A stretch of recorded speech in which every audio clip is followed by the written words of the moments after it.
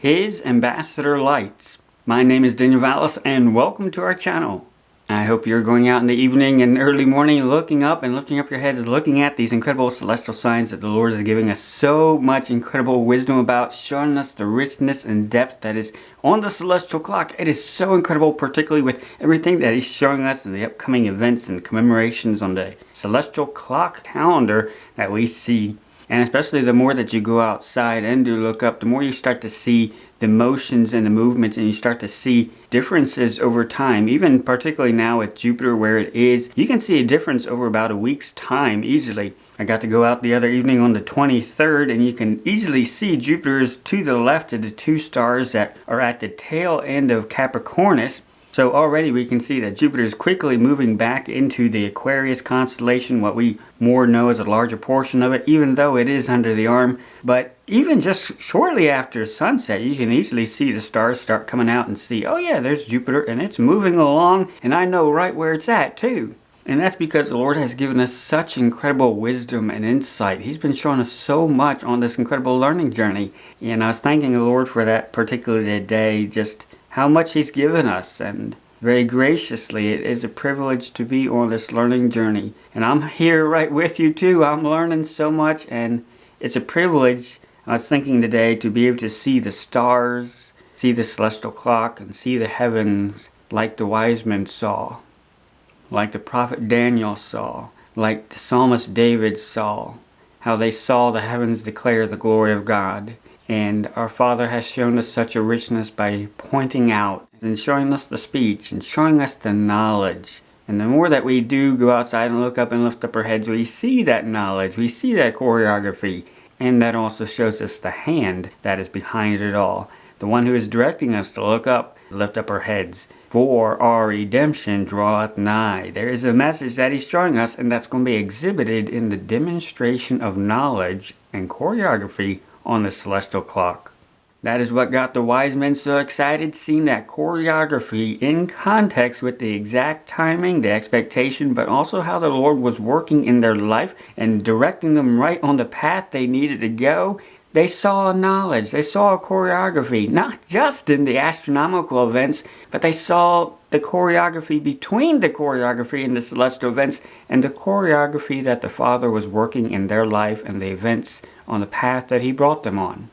And likewise, that is what we should thank our Father for too, bringing us on a wise men learning journey as we go forward in faith just like the wise men, and for the same reason as the wise men, to worship the Messiah, the Redeemer who is coming into the world to be the light of the world, how God would provide Himself a lamb for an offering, so that He could become our high priest and offer us the living water. And this is exactly the chapter that we see on the celestial clock right now. It is so incredible.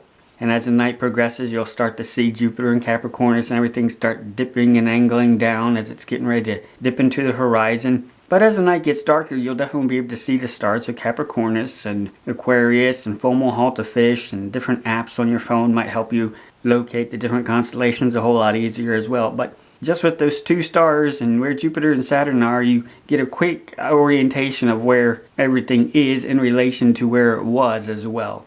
And you can see the other star of Aquarius that it's moving toward. And then of course later on at night, as Jupiter is getting ready to set in the horizon, you can also see it as well. This progression is also part of seeing the story. Again, just like the wise men, they saw the progression of Jupiter, the king planet, from Leo the lion to the arms of Virgo the virgin. And that's what got them so excited. They saw the story, the one who sprang out of Judah, the story of their expectation as they're about to meet the infant child in the arms of his mother. And they saw that exact story declared on the celestial clock. It's the progression over time that shows the knowledge, that also shows the story. And that is what we're seeing right now when we look up. And also, like the wise men, it emphasizes the reality of the promises that we have read in Scripture, that we have studied over the years and months and weeks. It reminds us of the reality. That the reality of the promises we read on the last page of the Bible are as real as the demonstrations of knowledge and choreography that we see worked out in the heavens day unto day and night unto night at this incredible time.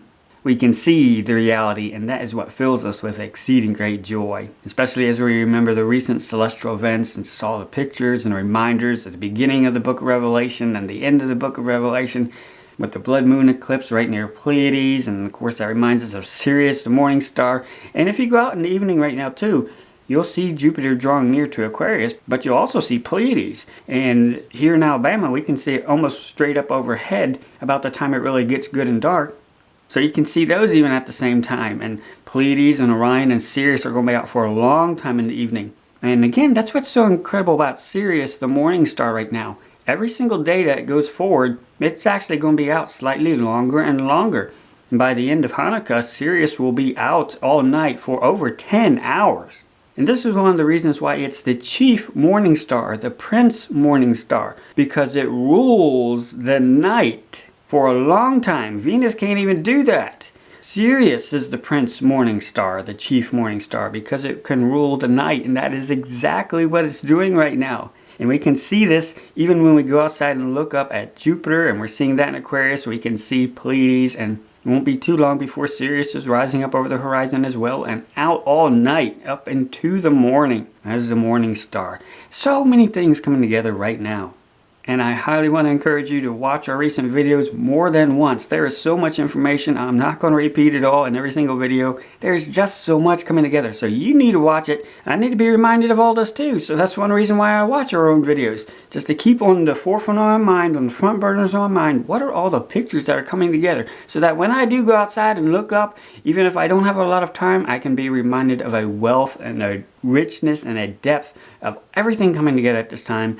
Especially when I consult the timeline, link in the description box, and be reminded of everything that is coming together. So many reasons of why we have exceeding great joy, but also exceeding great expectation that our redemption draweth nigh.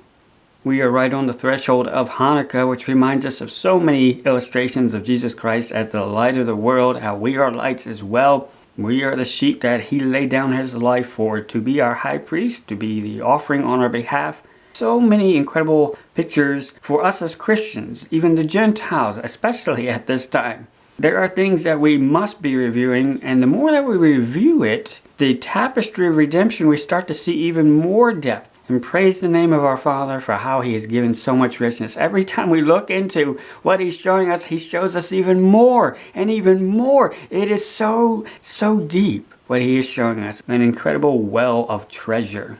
And so this is what we're going to further look at today, the depth that is at this incredible celestial time. Now in John 9:5, the context leading up to the Feast of Dedication, Jesus said, "As long as I'm in the world, I am the light of the world." And this is a very important qualifier that He prefaced His statement, "I am the light of the world, as long as I am in the world." He is the great light. He is the light that John the Baptist gave witness to. But He emphasizes, I am only going to be the light of the world while I'm here, while you can see me. I'm only going to be the light of the world while I'm here. I am going to go away. So this brings up an interesting question and chain of thought that we must be considering also, that goes in context with the Feast of Dedication, Hanukkah. Since Jesus Christ is no longer in the world, who, right now, is the light of the world? The King of Kings has ascended to heaven. He has sat down on the right hand of the throne of God. Has the light gone away? No, it hasn't. Because He has left His believers, His disciples, to be His ambassadors, bearing His light on His behalf while He is away. And so this is a very important distinction and qualifier that we need to keep in mind here at this Hanukkah festival time. As long as Christ was in the world, He was the light.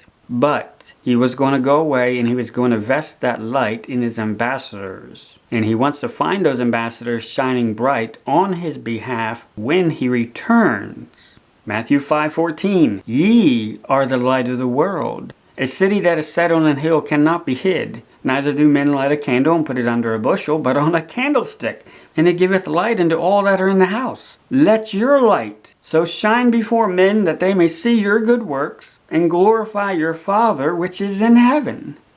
Now again, notice this is in Matthew, the same book that starts with the account by the wise men. And just a few chapters after that, Jesus is already emphasizing to the disciples, you are the light of the world. I am the light of the world as long as I'm here, but I'm getting ready to leave. I'm going to ascend and go to the Father for a while to prepare a place for you. While I am gone, you are the light of the world. You need to be shining. Your light should not be hid. It should be visible. It should be a testimony to those around you on my behalf. On behalf of your Father. Your light does reflect on your Father. That is why you should not hide it. That is why you should be burning and shining bright. Ye are the light of the world. And this was stated by the Messiah, who also said, I am the light of the world. He is the chief light. We are the light of the world on his behalf, pointing others to him and pointing others to our Father. And this is especially what needs to be underscored here at this Hanukkah time. The light of the world, Jesus Christ, is no longer right here, which means the responsibility falls on us. There is a great responsibility, but there is a great opportunity to shine bright for our Father at this time. Luke 12:32. Fear not, little flock, for it is your Father's good pleasure to give you the kingdom. Sell that ye have, and give alms. Provide yourselves bags which wax not old, a treasure in the heavens that faileth not, where no thief approacheth, neither moth corrupteth. For where your treasure is, there will your heart be also. Let your loins be girded about, and your lights burning. And ye yourselves like unto men that wait for their Lord, when he will return from the wedding, that when he cometh and knocketh, they may open unto him immediately. Blessed are those servants whom the Lord when he cometh shall find watching. Verily I say unto you that he shall gird himself and make them to sit down to meat, and will come forth and serve them. And if he shall come in the second watch, or come in the third watch, and find them so, blessed are those servants. And this know that if the good man of the house had known what hour the thief would come, he would have watched, and not have suffered his house to be broken through. Be ye therefore ready also, for the Son of Man cometh at an hour when ye think not. In John chapter 10, at the Feast of Dedication, Jesus Christ declared himself as the Good Shepherd, who laid down his life for his sheep. He was talking to a general public audience, the Jews, but in Luke 12:32, he's talking directly to his disciples, to his sheep, the ones that hear him and follow him. And so we need to keep this in context too. Fear not, little flock. He's directly talking to his disciples, to us, those that the Good Shepherd laid down his life for. Particularly in our time, for the majority who are going to be Gentiles. But very quickly he emphasizes what he wants to find in us when he returns. He wants to find us with our loins girded about and our lights burning. He wants to find us with our proverbial work gloves on, with our sleeves rolled up, busy about the king's business when he comes. Not clocking out early, not saying, oh, well, this looks like a good high watch time, I'm just going to sit back and wait for him to come to me. No. The king said, I want to find you with your sleeves rolled up, working still, with your lights burning still. Not trimmed down, not just barely on pilot lights. No, I want them to be burning. I want you to be shining bright when I come back. That's how I want to find you. And if I find you like that, there's going to be a very special blessing, a very special fellowship that's only going to be for those servants that are shining bright when I return. There's going to be a number of servants who will not get that special blessing because they failed the test. Their life demonstrated whether they heard the Good Shepherd and whether they were following him. Friend, if we don't have an ear to hear what the Spirit saith unto the churches, if we don't have an ear to hear what Jesus Christ said to us, then we're not following him. We're not following him. Take notice that Jesus uses the word watching. I want to find you watching for me when I return. And what I mean by that is your loins girded about and your lights burning. That's what Jesus Christ means when he says, I want to find you watching. I want your hands to be watching for me. I want your feet to be watching for me. I want your eyeballs to be watching for me and your ears to be watching for me. But importantly, I want your life and your heart to be watching for me. And it's going to be demonstrated how you shine and how you live for me. I want you to watch with your life. And if you are watching with your life, there will be a very, very special blessing for you. In verse 36, he uses an example of servants who stay at home while the master goes off to a wedding.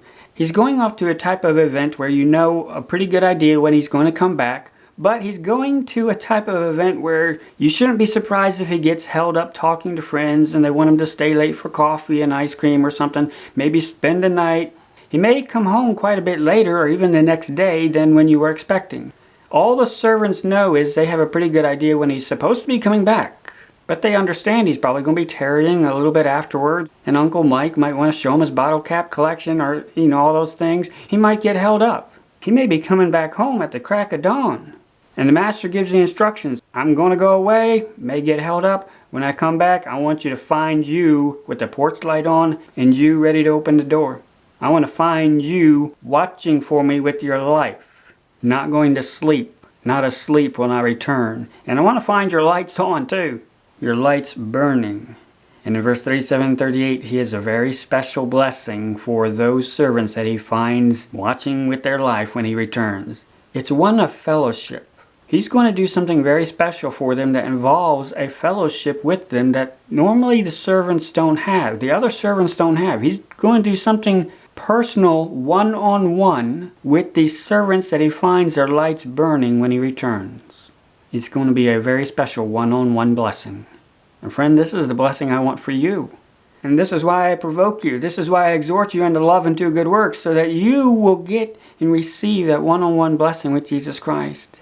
And the more that we live our life looking unto Jesus Christ, the author and finisher of our faith, that will be reflected in how we live.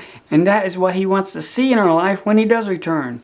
But it's not a guaranteed reward. It's a reward only for those servants that are watching and burning bright. Verse 39, he says there's going to be many of his servants in his household who will find that they are robbed when the master returns.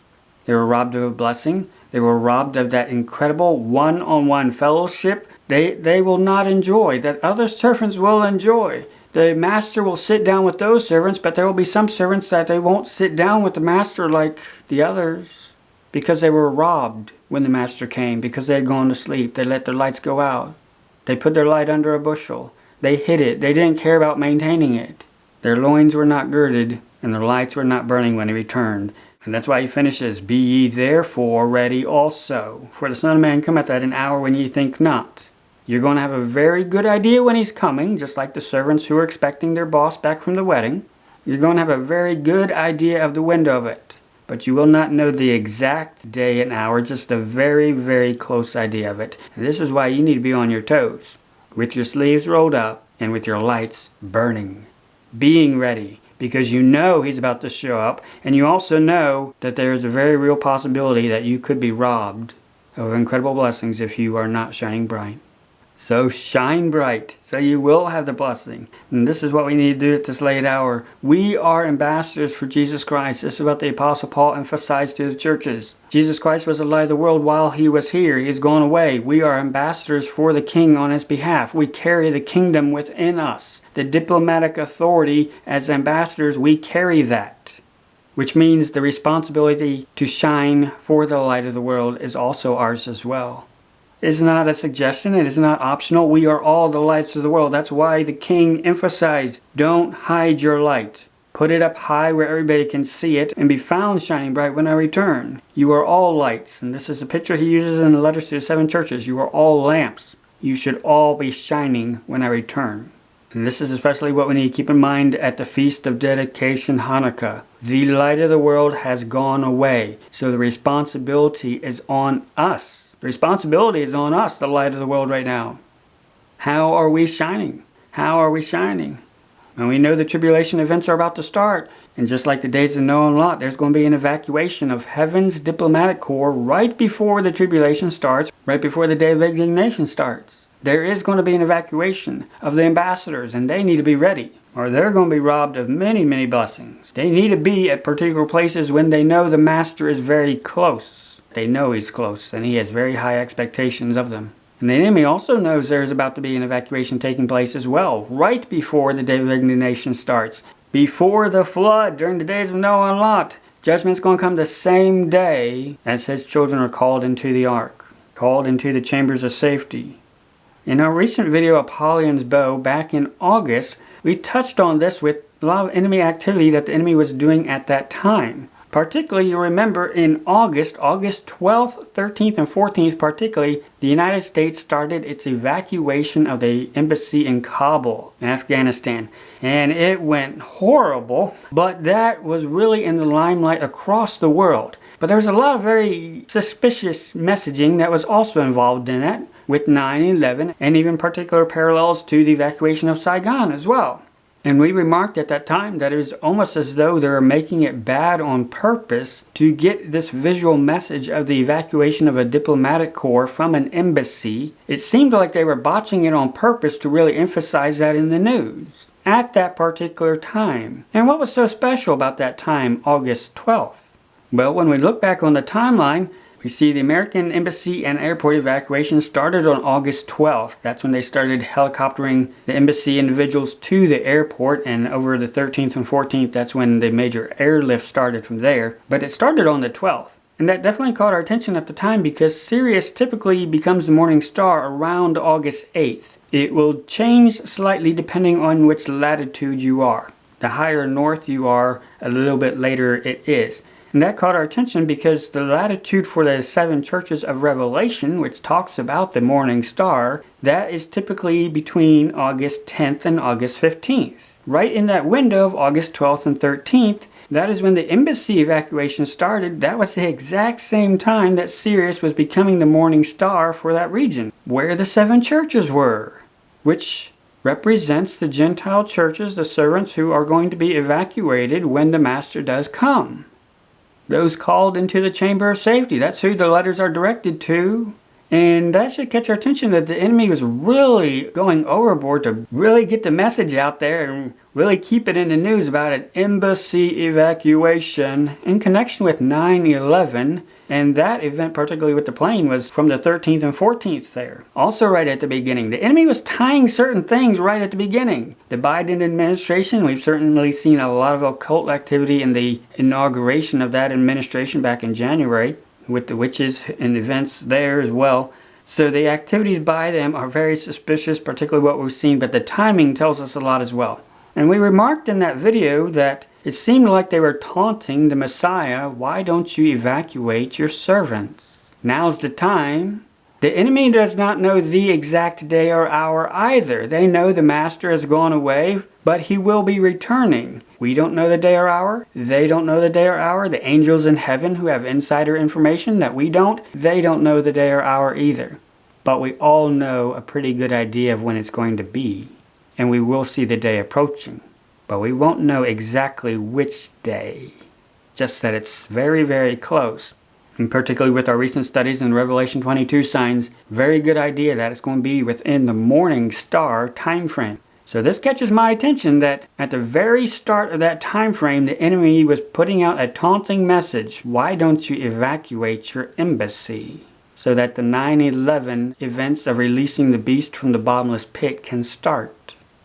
When we zoom out to see from August to where we are now, this needs to catch our attention because the enemy doesn't know what time it is. They know the portrayals that are in Revelation, the Alpha and the Omega. They know it's on the first page and on the last page. They know there is a certain time of expectation, particularly when his servants should be making themselves ready to leave, and that the Master is about to show up. A time that is related to the morning star. And we see in just a few days, about December 10th, that is when Sirius is going to stop being the morning star for the area of the 7 churches. It will still be out all night, but you'll start to miss the portion of it being a morning star because it will start setting before the sun rises and the morning starts. So between August 10th and December 10th approximately, that's the morning star time frame. And the enemy seems to be very aware of what time it is. Because it's the Revelation 22 portrayal that makes this time very, very important, with Jupiter the King at Aquarius, the one who pours out the living water. We're at the prophetic last chapter when we should be expecting and looking unto Jesus, the author and finisher of our faith, the Alpha and the Omega. And we are told to look up and to lift up our heads, for your redemption draweth nigh, the pickup of a purchased possession. So that's why the expectation of a pickup within the morning star time frame is very important, and the enemy seems to be aware of that same expectation too. We've also made a few notes about iPet Goat in the past, particularly the last scene showing the Antichrist figure coming onto the scene. And we've remarked on the time frame that it appears in relation to Sirius as the morning star, the one that has the blasting rays, but also apparently when the sun is going to be somewhere near the Scorpion. And so we mark that out, which also happens to fall right toward the end of the morning star time frame.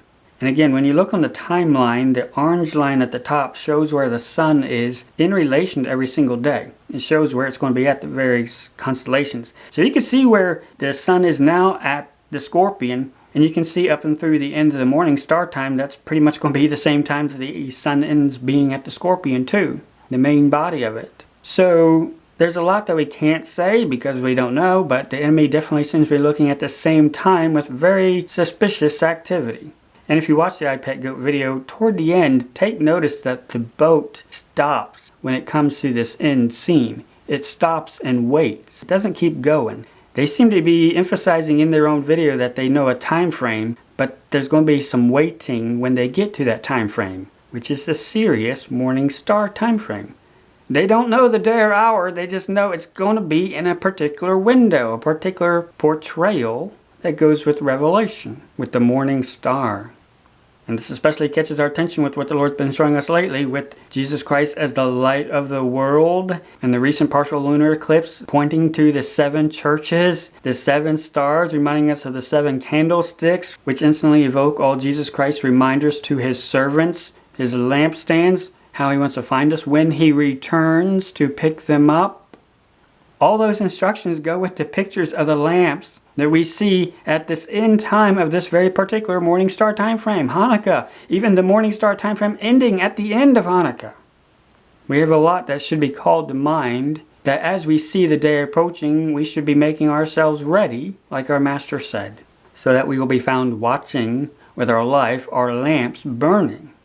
But particularly the more that the Father shows us the pictures that are at this time of Hanukkah with all these lights, that also reminds us of the start of this time frame too. Because these are the same pictures we were looking at then with Sirius, which is the brightest fixed star, that reminds us he wants to find us shining bright. The heavens declare the glory of God. Our life should be bringing glory to the Father as well.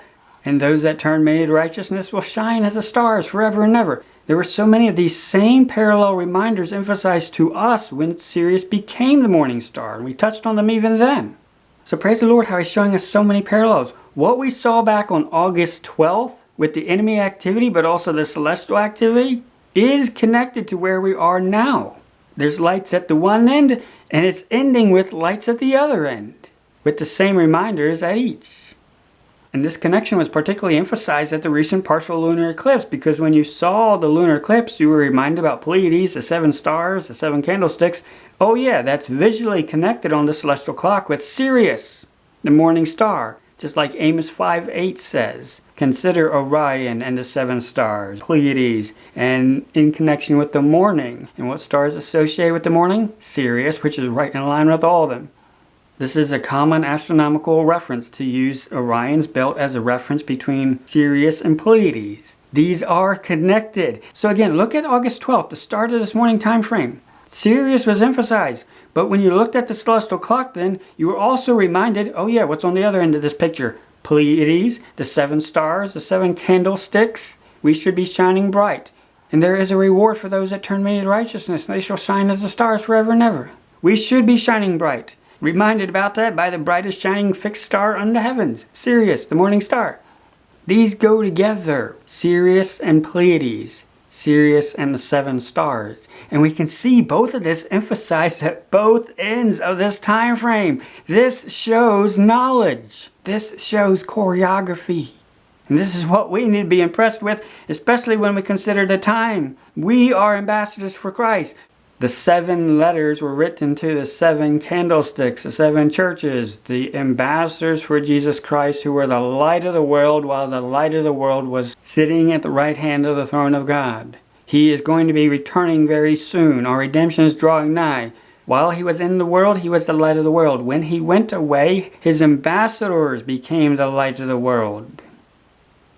And we have that responsibility to shine bright for him and be found burning bright when he comes. We see so much being emphasized right now on the celestial clock that shows knowledge. And the more that we see this knowledge and choreography, the more it emphasizes the lateness of the hour, that we must be making ourselves ready, because the reality of our redemption is so very nigh. It is an exciting time, but it is also a sober time where we need to be vigilant. We need to be trimming our lamps. We need to be examining our lamps. How are we shining? Does our life shine and bring glory to our Father? This is what we should be examining and giving very close heed to here at this late hour, so that we are found the wise and faithful servants. Definitely check out the timeline. The link is in the description box. There's a lot of details that I cram into here that I don't get to cover everything. But we are here on the 27th of November. We recently saw the partial lunar eclipse near Pleiades, which also reminded us of Sirius, the morning star time. But this partial lunar eclipse is connected to the total solar eclipse that is upcoming on December 4th. And again, look at the timeline, see where the sun icon is on the Scorpion. The total solar eclipse is going to be right near the heart of the Scorpion. Very important when we consider what messaging of the bridegroom and making his enemies his footstool, to see a very notable celestial event with a total solar eclipse punctuating this whole story right there at that moment. Right at the feet of Ophiuchus, treading on the Scorpion. There's so much that catches our attention here. When we look at some background information for the partial lunar eclipse on November 19th, that was visible for North and South America, Australia, and parts of Europe and Asia. It was pretty well visible. The pink area saw it the best, but this was very visible, which definitely, of course, got a lot of pictures out on the internet. A lot of people were able to see this one, not just on the internet, but with their own eyes as well, and it was definitely stunning to see. But time and date had a very interesting note with this partial lunar eclipse. An eclipse never comes alone. A solar eclipse always occurs about 2 weeks before or after a lunar eclipse. And the Lord really pointed this out, that this is very important with the timing of what's going on right now. When we see the partial lunar eclipse that happened on November 19th, because the way the clock works, the upcoming December 4th eclipse is connected to what happened on November 19th. Because the way the clock works, they are connected. And that's what they're emphasizing. This is how the clock works. This is how their cycles play out. When you have a lunar eclipse, there's always going to be a solar eclipse 2 weeks either before or after it. So the partial lunar eclipse was on November 18th, 19th, and the very next event, 2 weeks later, a fortnight later, is December 4th, total solar eclipse. Now this one is very interesting because you won't be able to see this one. You'll have to travel a long way to Antarctica to see the total phase of this total solar eclipse. Parts of southern Africa, including locations in South Africa and Namibia, will see a partial solar eclipse if the weather permits. So this is very interesting because we know it's connected to the November 19th partial lunar eclipse, which a number of people were able to see, but this event, almost nobody will be able to see it with their eyes, the total phase of this total solar eclipse. There's going to be some nearby areas that will be able to see portions or a partial solar eclipse, but almost nobody's going to be able to see the total phase when it totally eclipses. And that's because it's going to be visible in Antarctica, the end of the world. So this brings up some very interesting pictures, considering it is connected to the November 19th partial lunar eclipse, which is very visible near Pleiades. Whereas this total solar eclipse will be visible in Antarctica, which you could even say is a message for the whole world, because Antarctica is generally seen as under the custodialship of the entire world. So the partial lunar eclipse was definitely focused on the 7 churches, where the total solar eclipse just 2 weeks later really seems to be a message to the whole world, pointing to an international location. But it's also one that you can't see, but you know it takes place, and you know it takes place in an international context.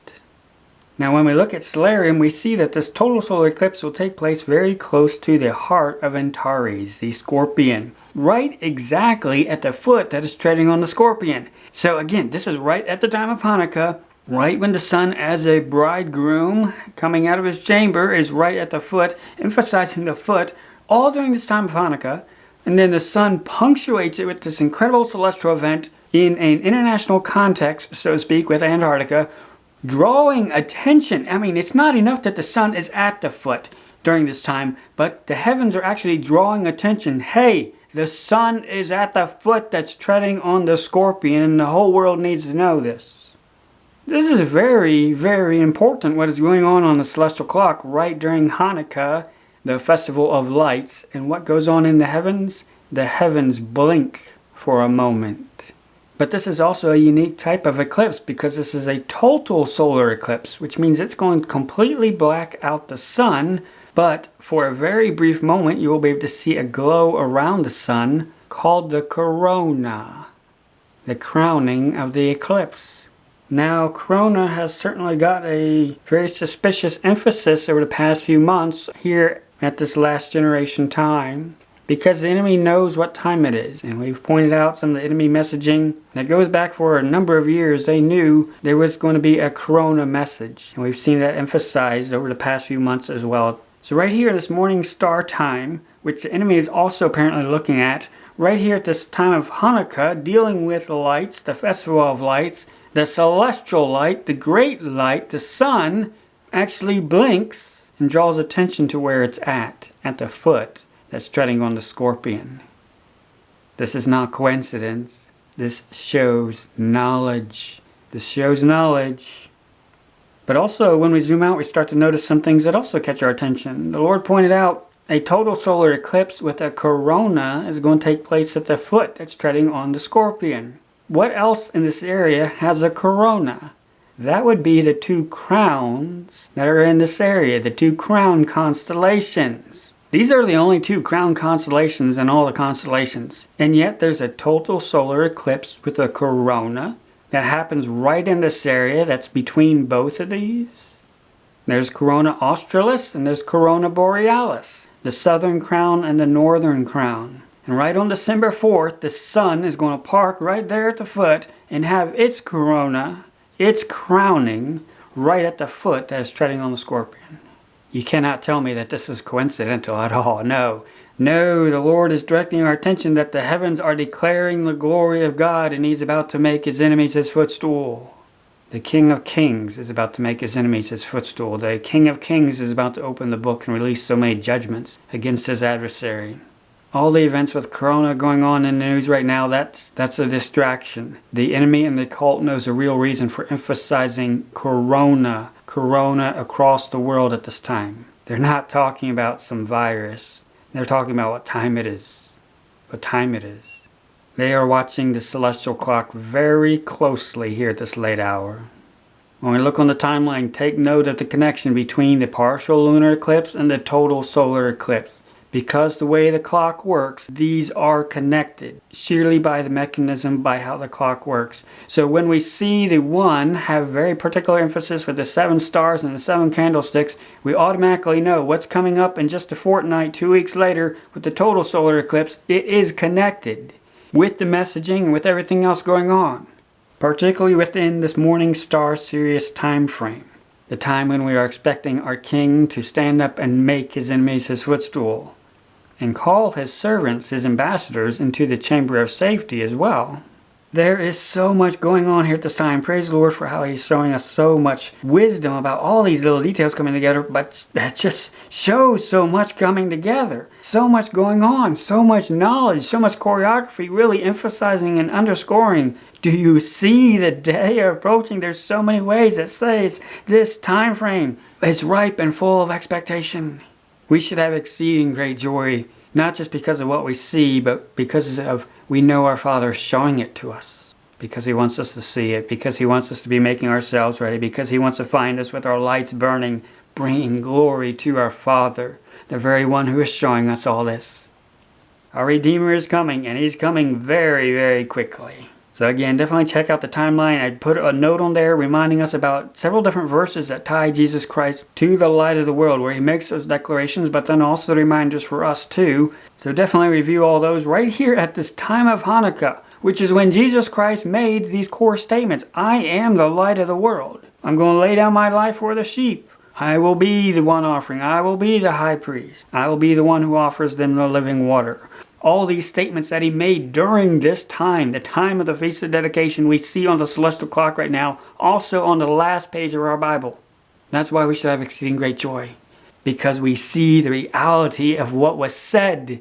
So real in the heavens right now. When we look up, we lift up our heads, for your redemption draweth nigh. We see the reality of those promises. Just like Noah got a forewarning several days in advance that the flood was about to start, I think likewise we can see the partial lunar eclipse as a forewarning that things are wrapping up and you are very short on time. Noah got an advanced warning. Lot also got an advanced warning. He only got about 10 hours advance warning that Sodom was about to be destroyed, but he got a little bit of advance warning. And I think in a way we see last minute reminders, behold, the bridegroom cometh. Go ye out to meet Him. Go ye out to meet Him. When we see this partial lunar eclipse connected to what's coming up and everything that is portrayed there, that he's about to tread down his enemies, we have so much that tells us we better be making ourselves ready. We better be rising up. We better be trimming our lamps, because we have so many reasons to be making ourselves ready, and with the expectation of having exceeding great joy at the fulfillment of those promises. We are expecting our beloved, our high priest, our bridegroom, the light of the world. In Luke chapter 2, a few days after Jesus Christ's birth, Joseph and Mary brought the young Jesus to the temple. Verse 25, and behold, there was a man in Jerusalem whose name was Simeon, and the same man was just and devout, waiting for the consolation of Israel. And the Holy Ghost was upon him. And it was revealed unto him by the Holy Ghost that he should not see death before he had seen the Lord's Christ. And he came by the Spirit into the temple. And when the parents brought in the child Jesus to do for him after the custom of the law, then took he him up in his arms, and blessed God, and said, Lord, now lettest thou thy servant depart in peace, according to thy word. For mine eyes have seen thy salvation, which thou hast prepared before the face of all people, a light to lighten the Gentiles, and the glory of thy people Israel. And Joseph and his mother marveled at those things which were spoken of him. A beautiful pronouncement over the child at this time, but Simeon was aware of what Scripture said, what Scripture prophesied, and here he was seeing the reality of the promises, that he was faithful that promised. But when he took up the child Jesus, he mentioned that he was prepared before the face of all people, a light to lighten the Gentiles, and the glory of thy people Israel. And Joseph and his mother marveled at the statement that Jesus Christ was born with the emphasis that he's a light to lighten the Gentiles, and also the glory of thy people Israel. He came to be the light of the world, the light of the world. And Simeon was able to declare this because this is what was prophesied about this Messiah, the Christ, the Anointed One. Isaiah 42:6. I, the Lord, have called thee in righteousness, and will hold thine hand, and will keep thee, and give thee for a covenant of the people, for a light of the Gentiles, to open the blind eyes, to bring out the prisoners from the prison, and them that sit in darkness out of the prison house. Scripture foretold that the Messiah would be a light to the Gentiles, even before he came. This is what the Jews should have understood about Jesus Christ. He was going to call them first, but he was also going to be calling all people. He was a light to all the world. And this is what he emphasized, Feast of Dedication, Hanukkah, that context. This is where he emphasized himself. I am the light of the world. Not just you, Jewish people. I am the light of the whole world. I have another fold, too, that I'm going to be gathering with the Jewish believers, too, one day. But I have another fold that I will be gathering. And they will hear me. And they will hear me. And so again, here at Hanukkah, don't just look at it as a Jewish commemoration necessarily. We need to look at it from a Christian perspective, what Scripture ties in with that commemoration, that time on the calendar, those pictures that are emphasized at that calendar time. That's why it has so much importance to us as Gentiles, as the timing and the promises that Jesus Christ, our Redeemer, High Priest, said at that time. He is the light of the world. Isaiah 49:5. And now saith the Lord that formed me from the womb to be his servant, to bring Jacob again to him. Though Israel be not gathered, yet shall I be glorious in the eyes of the Lord, and my God shall be my strength. And he said, It is a light thing that thou shouldest be my servant to raise up the tribes of Jacob, and to restore the preserved of Israel. I will also give thee for a light to the Gentiles, that thou mayest be my salvation unto the end of the earth. Again, this is prophesied that the Messiah would be the light to the Gentiles. And in verse 6, he's emphasizing, yes, you will be my servant to raise up the tribes of Jacob and Israel one day. Yes, one day you will gather them. But, that's a light thing for you to do that for just one nation. Let's raise the bar. Let's make you a light unto the Gentiles, all nations too. He raised the bar. You will be the light to the world. A light to the Gentiles, unto the end of the earth. Unto the end of the earth. And these are the prophecies, the pictures, the proclamations, what Jesus Christ said here at this time of Hanukkah, the Festival of the Lights, when he himself said, I am the light of the world. And I will be gathering one day the Jewish fold, but I have another fold, the Gentiles. I am the light of the world, unto the end of the earth. This is a very interesting prophecy because what have we just recently looked at about the end of the earth? Where is the end of the earth anyway? Well, about as far away from civilization as you can get, I suppose. That would be the North Pole and also the South Pole, Antarctica. Antarctica, the end of the world. Is anything happening during this Hanukkah Festival of Light time tied with Jesus Christ, the light of the world, that reminds us about the end of the world? The end of the world? Maybe a total solar eclipse on December 4th, right at the foot that is treading down the Scorpion. And where is it visible? It's visible in Antarctica, the end of the world. As far away from civilization as you can get. The end of the world. Right during this Hanukkah Festival of Lights time. Do you think this is coincidence? No, it's not coincidence at all.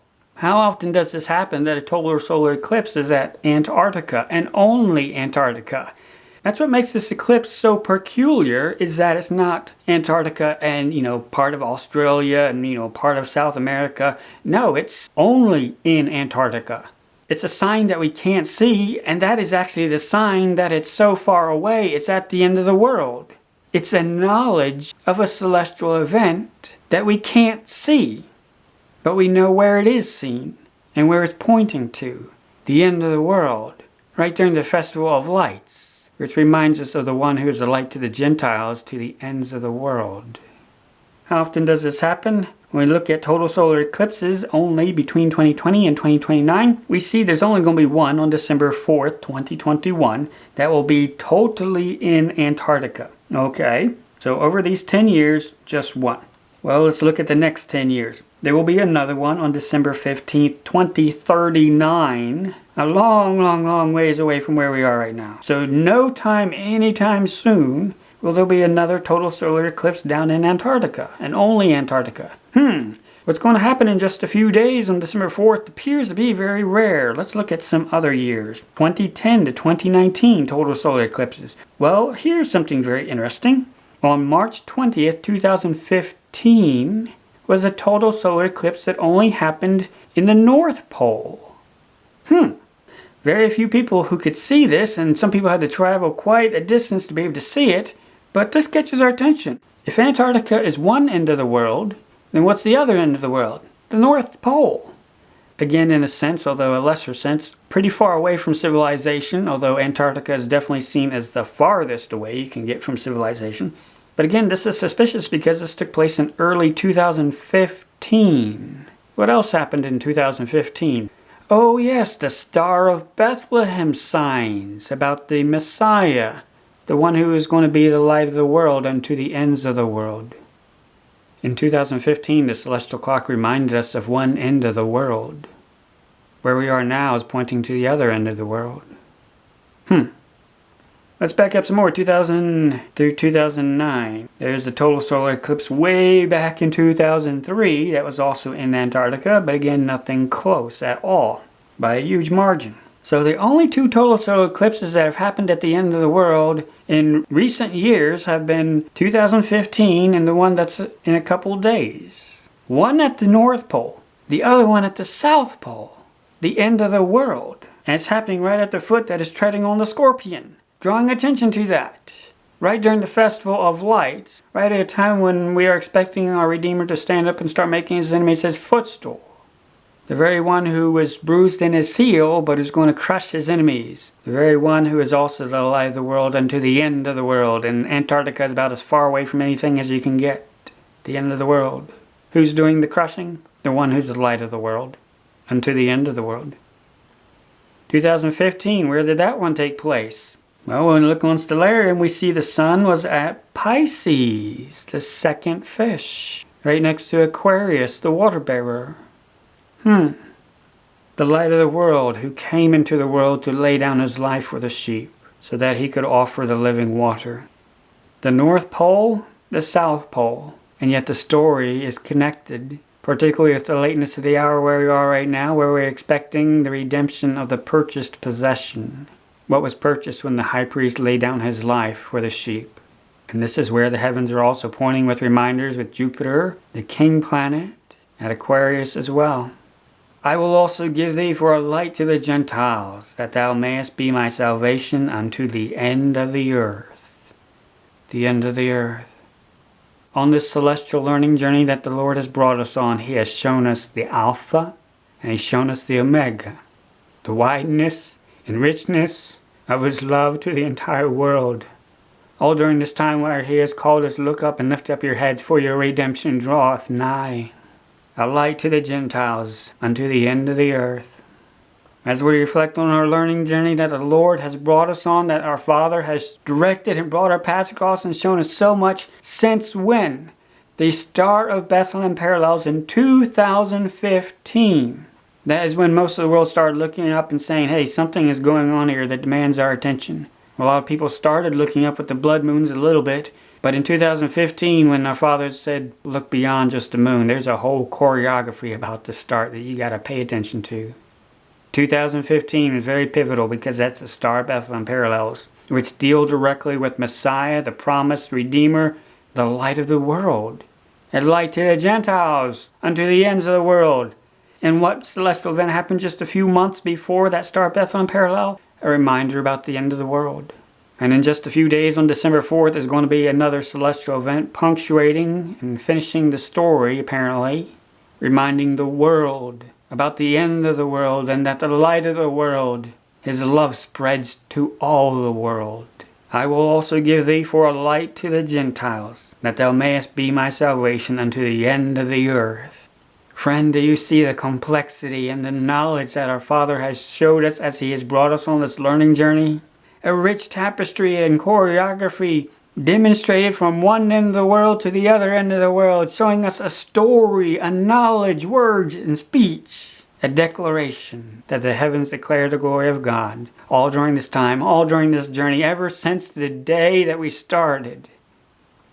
And all during this journey, our Father has shown us all these nuggets and tidbits, all these different aspects of the Lion of the tribe of Judah, the one who would be born of a virgin, the one who would be bruised in the heel, the one who would crush His enemies, the one who sits at the right hand of the throne of God, the one who's going to open the book and release judgments against His adversary, the one who is the high priest, who laid down His life on our behalf, the one who can offer the living water. Our Father has shown us so much about the love of our Redeemer, the light of the world, unto the ends of the world. Friends, do you realize that our Father has shown us more celestial signs than the wise men saw? He has shown us a richer and deeper choreography than even the wise men saw. A longer journey, but a richer journey. Because we see more of the story. We see what the Redeemer has done, how He laid down His life. The wise men were seeing just the start, the beginning of His story. We are seeing so much more. So much more our Father has shown us, showing us the tapestry of redemption, what our Redeemer has done for us. The heavens truly declare the glory of God. And praise the Lord for how He has showed it to us. We are at a time that condenses so much of this learning journey into just a few days, but it condenses an incredible richness about our Redeemer, our redemption, our expectation, prophecy, the understanding of the next chapter, so much that our Father has shown us is condensed and rehearsed by the celestial events on the celestial clock at the same calendar time that is coordinated by those celestial lights. It all shows an incredible intelligence and knowledge, and a deliberateness. And the fact that our Father has brought us on this learning journey also shows a deliberateness that He intended for us to see it, that He intended us to hear it, that He intended for us to internalize it and to act on it and live on it. Just like Noah was given a forewarning that time was running out, we are also shown things that should quicken us the reality of the promises, that He is faithful that promised, and we can see the reality the more that we see the richness and the choreography and the demonstration of knowledge and incredible complexity at this time. When we look up and lift up our heads, we can see so much. We can hear so much. Praise His name for all that He has shown us as we have gone forward in faith, looking up, lifting up our heads with a desire to draw nigh to Him. Again, I highly recommend you review the timeline every single day. My link is in the description box. There is so much that we need to keep fresh in our mind, especially at this late hour. Review our recent videos, just be reminded of so many signs, and then go outside and look up and lift up your heads. Just allow the Spirit to remind you of so many pictures and just bring so much to remembrance of all that He has shown us on this path and what is coming together here at this very late hour. So many reminders about the light to the world. Jesus Christ Messiah as the light, but then also the 7 churches. Us, the candlesticks. How are we shining? We are His ambassadors. Our life should be a reflection of our King and bringing glory to our Father, the very one who has brought us on this incredible learning journey. The wise men, when they went out to meet the Messiah, to meet the King, to worship Him, they brought gifts and laid it before His feet. Our life, our living sacrifice should be the gift that we lay down at His feet. A living sacrifice with our hands, our feet, our heart, our life, living out for Him, burning and shining bright for Him. We love Him because He first loved us. Definitely review the PDF resources in the description box. Be ye ready and running for the prize. The more we review what Christ said about His sheep, the Feast of Dedication, the Festival of Lights, the light of the world, also remember His instructions. When you see all this, be ye ready. Because when you know your Master's about to show up, you need to be ready. Be found with your loins girded and with your lights burning. Be ready. Be ready. Be found running for the prize. Running for the prize. We have heard so many trumpet calls at midnight, and it should absolutely astound us that we are hearing so many here at this very last mile. Our Father has actually shown us more and more richness here, condensed into an incredibly rich time. So many trumpet calls here at this late hour. Do you remember the Redeemer who laid down His life for you, the light of the world? He's coming to gather His wise and faithful servants. Look up, lift up your heads, for your redemption draweth nigh. And friend, as we look up, let us be looking inward too, looking into our heart, purifying ourselves even as He is pure, drawing nigh to Him as we see the day approaching, and so much the more, drawing nigh to Him with a true heart, a genuine heart, a loving heart, a serving heart. As we see the day approaching, so much the more, let us rise up. Let's trim our lamps so that we are drawing nigh in a true heart, with a genuine heart, drawing nigh to Him, hearing Him, heeding Him, loving Him and serving Him, first and highest above all else, shining bright till He comes. Maranatha.